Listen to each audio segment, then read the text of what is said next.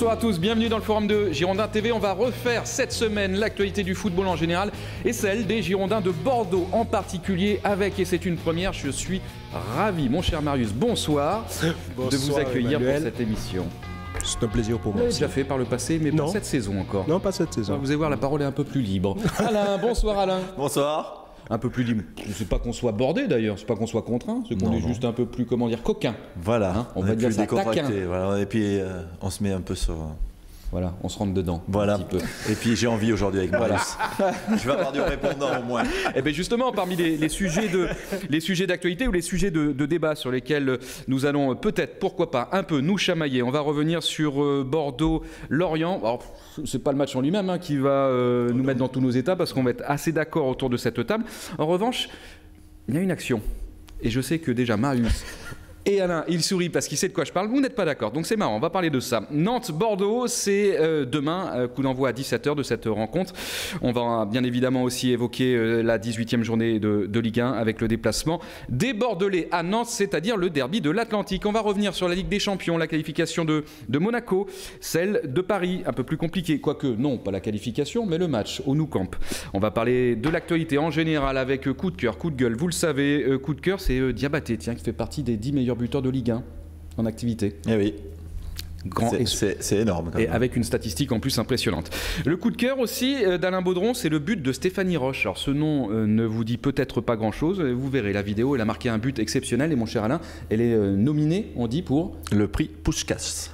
Exactement. Le prix FIFA qui sera décerné en janvier avec James Rodriguez notamment. Ils sont 3. Et donc c'est une femme peut-être qui pourrait obtenir ce prix.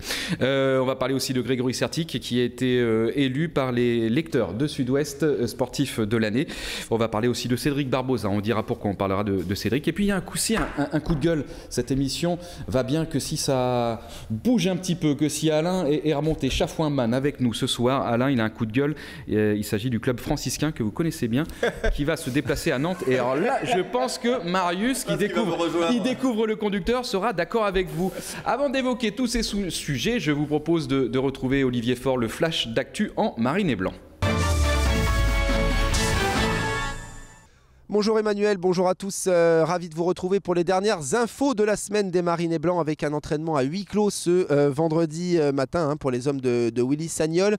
Dernier réglage, vous le savez, avant le derby de l'Atlantique et ce match donc ce samedi à Nantes, coup d'envoi de la rencontre à 17h. On notera que côté bordelais, Jussier, Pelnard, Carasso, Poco et Poungé sont toujours blessés et donc forfait pour cette rencontre. Côté nantais, l'attaquant Serge Gagpé est lui aussi forfait, il est blessé à l'aine. Les stats à présent, depuis 1947, il y a eu 52 confrontations entre les deux équipes à Nantes, 25 victoires nantaises, 11 victoires de Bordeaux et 16 matchs nuls. L'an dernier, il y avait eu justement match nul 0-0. L'arbitre de la rencontre, ce sera monsieur Stéphane Lannoy. Il a déjà arbitré Bordeaux cette saison, c'était à Nice.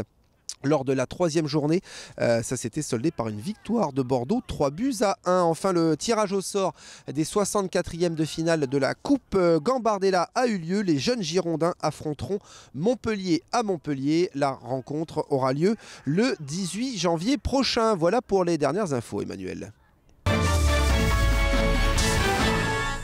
Merci Olivier. Premier thème donc de cette émission. Alors on va pas trop s'attarder dessus parce qu'on en a beaucoup parlé, que ce soit ici même mardi en votre compagnie Marius et puis aussi sur l'antenne de Gold, la victoire des Bordelais face à Lorient.